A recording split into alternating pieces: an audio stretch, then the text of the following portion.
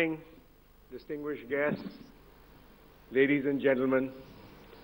Welcome to the 14th edition of India's finest festival of ideas and arguments. What a year it has been, full of great upheavals, astonishing victories, and astounding comebacks. In the long-running soap opera that is Indian democracy, this has been a year of chills, spills, and assorted thrills. We have witnessed a one-man demolition squad. He first demolished the old guard of his party and bent it to his will. He then went to diminish the grand old party to a point where it could not even be recognized as an official opposition. I think you know who I'm talking about, Mr. Narendra Modi. In my 40 years of journalism, I have not seen such a relentless, high-voltage election campaign as that of Modi's 2014 general election. It was a lethal combination of digital warriors with RSS foot soldiers. The maximum campaign got maximum results. After 30 years, a clear mandate to one party.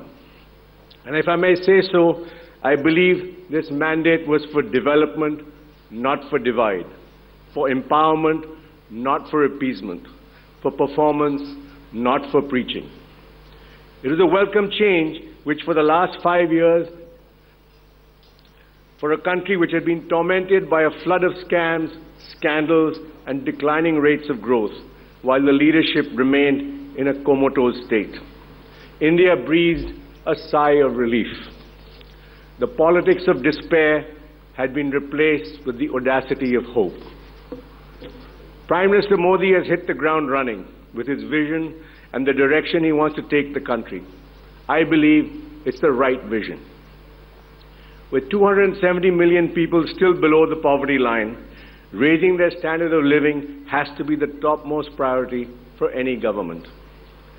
Modi's approach is poverty elimination through economic growth and not poverty alleviation like that.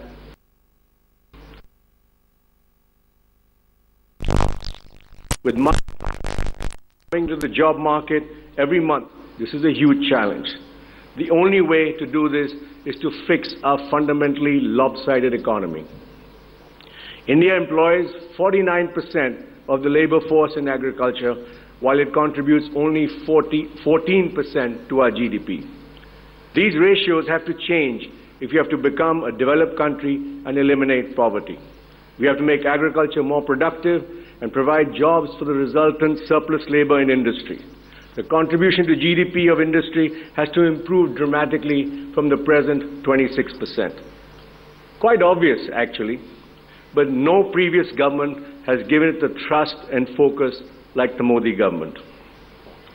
This is where the Prime Minister's ambitious Make in India program fits in. But many programs have to precede it. It means the creation of physical infrastructure and skilled human capital.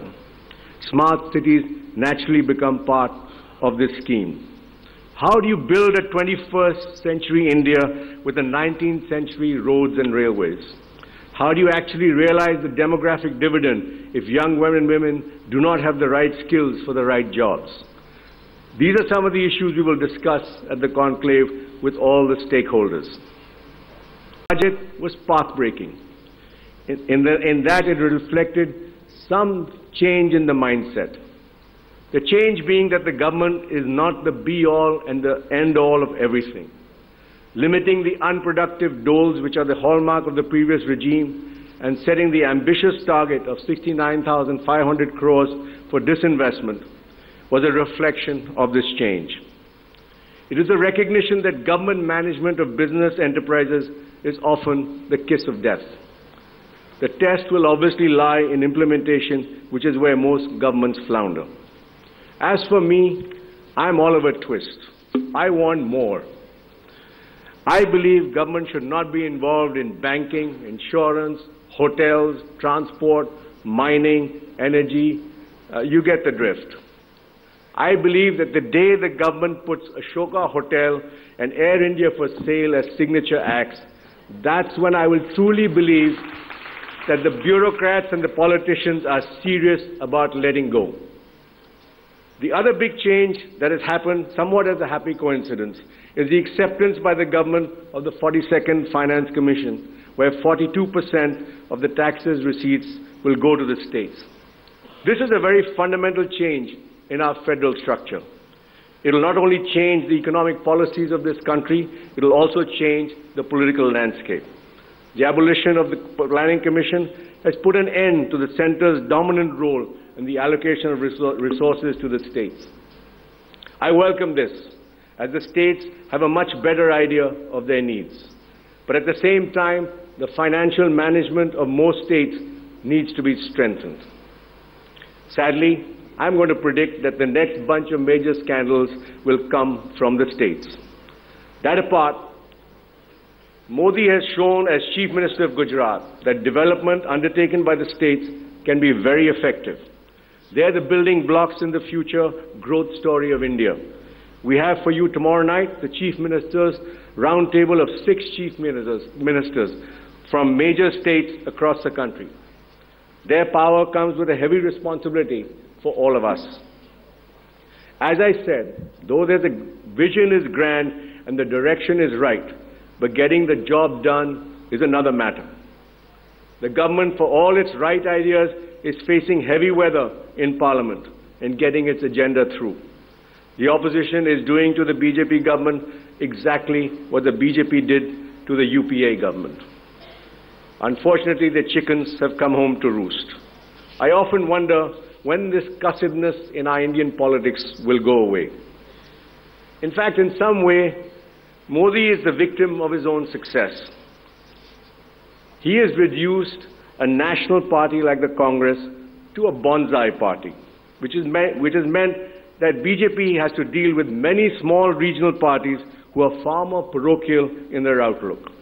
We have, in fact, a session tomorrow of eminent opposition leaders titled "Size Does Not Matter."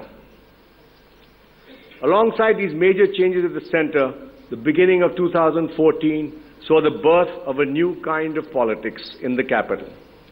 The story of Arvind Kejriwal, whether you like him or not, is a tribute to Indian democracy. To create a party from nowhere in virtually a year and to caucus snook at the mighty BJP in their own backyard is quite incredible. The fact that this party is splitting now is another matter. It actually happens to most Indian parties, and that's when you think that they've actually become a party. We would have loved to hear from them at the conclave, but I think they are somewhat preoccupied at this time. Just to complete the year of surprises, only last month, the never-before alliance in J&K between the nationalistic BJP and the self-rule advocates, the PDP, would have been an unthinkable political coupling. As we are discovering, they make for strange bedfellows. But if it works, it could be a unique opportunity for peace in the valley. You will be hearing from one of the major architects of this unusual alliance. It is for all these reasons that the conclave this year is mainly focused on our domestic scene. Whose politics could be more fascinating than what has happened here last year? Our land of million mutinies has become a land of million possibilities. However, as we all know, no nation can survive in isolation. The Prime Minister has made sure of that. He has visited 10 countries. He's in tour right now since he took over and has shown extraordinary pragmatism. Whether it is signing a long-stalled nuclear agreement with America or unblocking the WTO talks, India has shown a remarkable skill at negotiating its place among the high table of nations, leaving behind the baggage of the past. To reflect our place in the world, we have for the first time a panel of 7 ambassadors of leading nations of the world. No one can live in peace if it is not friendly with your neighbors. So it is with countries. India-Pakistan relationship is an unending roller coaster saga which has tested many leaders on both sides for decades. Hopefully, the post-independence generation of leaders will resolve our long-standing disputes so that we can prosper together. We have with us at the conclave one of Pakistan's most articulate diplomats and one of India's most experienced strategic advisors to discuss our prickly relationship. We also have our Defense Minister and former Army Chief who will tell us how secure our borders are and what is needed to upgrade our armed forces. A little further away from us, a country in a permanent state of war for over 3 decades, where a remarkable democratic experiment is underway. With American troops withdrawing, there is an air of uncertainty hanging over Afghanistan. What happens in this country affects the whole region. We are therefore fortunate to have the CEO of this war-torn country to tell us whether they can hope for a lasting peace. And just a little further away from Afghanistan, a new kind of terror threat looms large. It is the world's new nightmare, heavily armed, liberally funded, and well organized to the point where it publishes an annual report of its terrorist activities. Instead of financial numbers, it has body counts. At the conclave, you will hear about it from one of the world's leading experts on ISIS from Princeton University, 2 former hostages, and Afghanistan's former head of the Directorate of Security. No conversation at the conclave can be complete with what completes India, its soft power.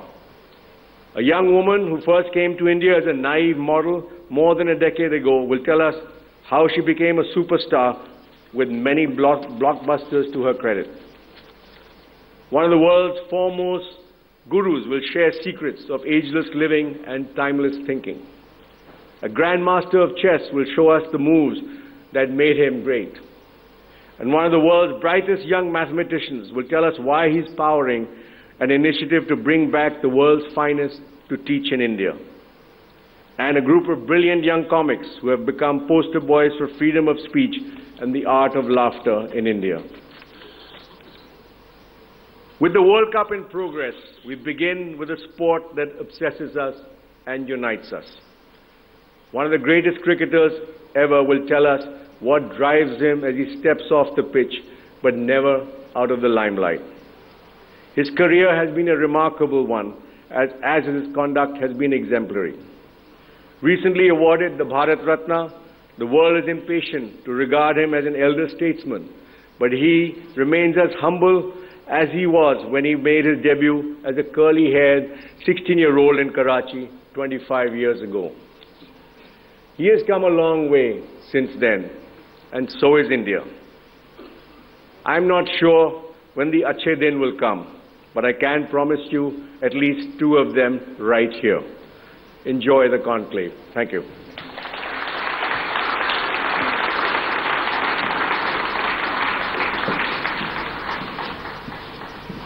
Thank you, Mr. Puri. All right, let's begin with our inaugural session, the conclave keynote, Hero of Our Times, Life Lessons from the Legend. Well, to take it from here, I'd like to invite on stage Rajdeep Sardesai, Consulting Editor, TV Today Network. A masterclass there from Tendulkar. Oh, what a shot that is. That's a magnificent cricket shot. Right down the ground. Wonderful shot. All the way for 6. Can he stop rolling? He's got it. Back for a point for 4. What a 6. What a 6. Way down the ground. It's on the roof. Wonderful cricket shot. Oh, he's high. Inside. It's all the way. It's way out of the top into the crowds again. That was glorious.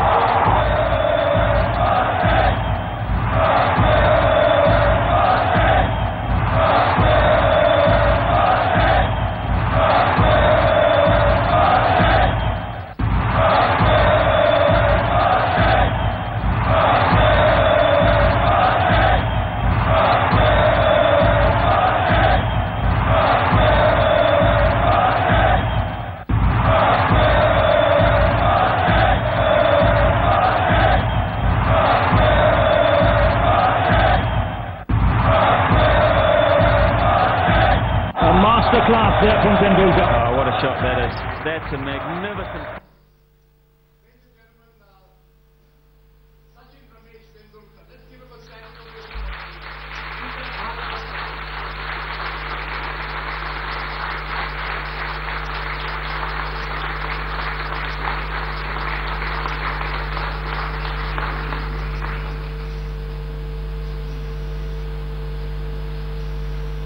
let the stage go a full circle. Why don't you sit down, Mr.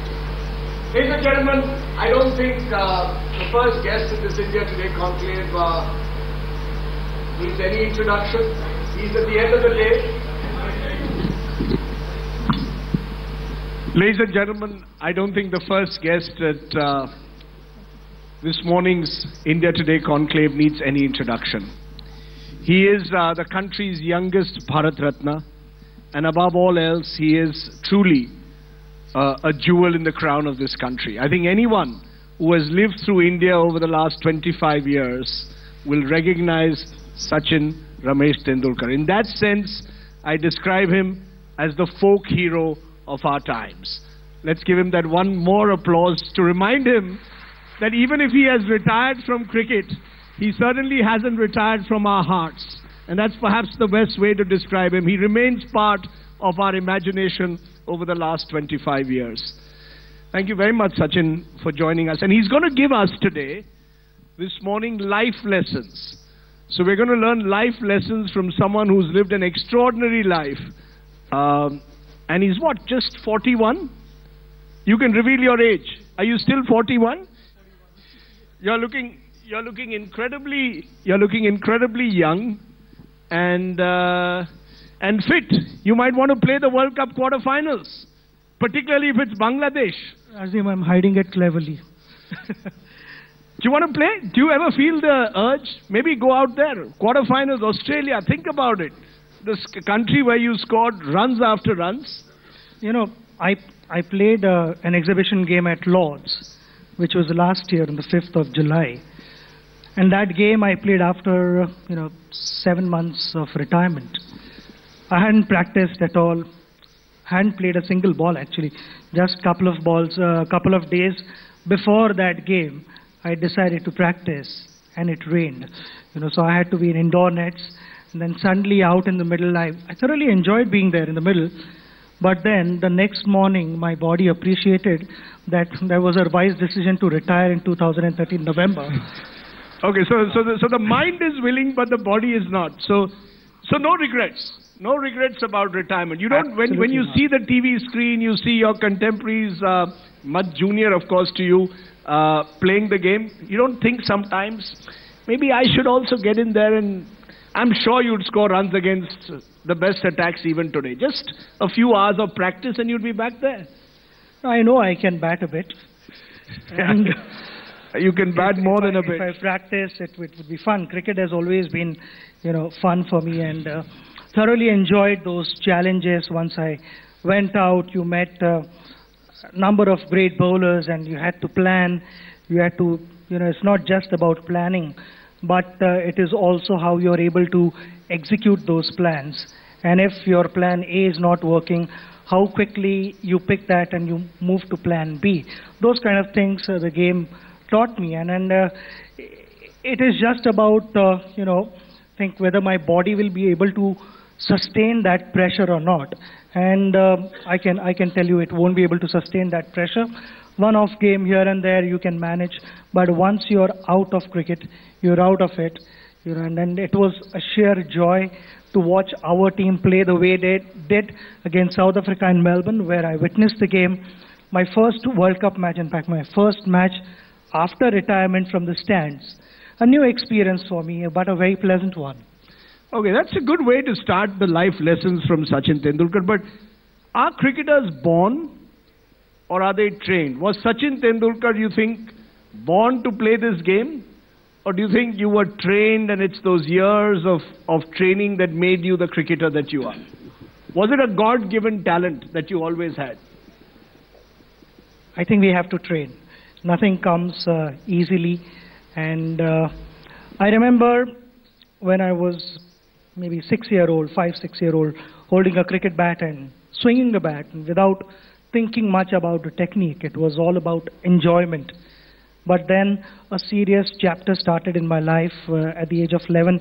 My brother took me to Achrekar sir, and that beautiful journey of playing cricket for India started there. I had to work hard. All successful people, they all have worked hard. Nothing comes easily.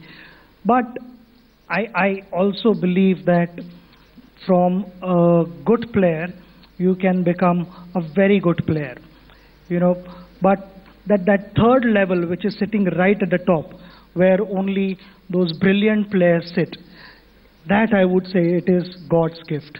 But from a good player, you can work hard, spend those thousands and thousands of hours on the field or working on your game, on the way you approach the game, the way you think, the way you plan, all those kind of things. You can plan and you can execute them, but you can become a very good player. To become a brilliant player, it is God's gift. I mean, there are so many tennis players around, just to give you an example. Now, how many play like Roger Federer? There are not many.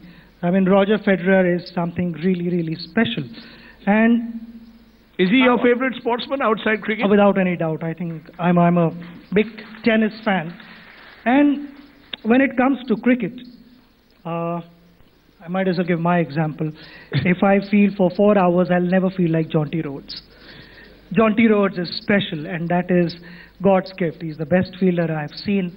And, he would put doubts in your mind. Even if there was an easy single and you saw Jonty's face, you would say, no, I better run hard because you never know.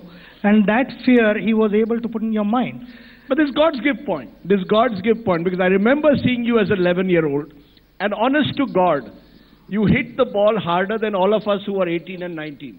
I remember you coming with your brother to the ground, and we said, this kid seems to hit the ball harder than us. Now, someone up there had decided, we all trained. We couldn't hit the ball outside the square. It is also that, and I feel with those brilliant players, probably you are always step ahead of the opposition. When people said that, you get more time to bat, or Roger Federer plays those amazing shots.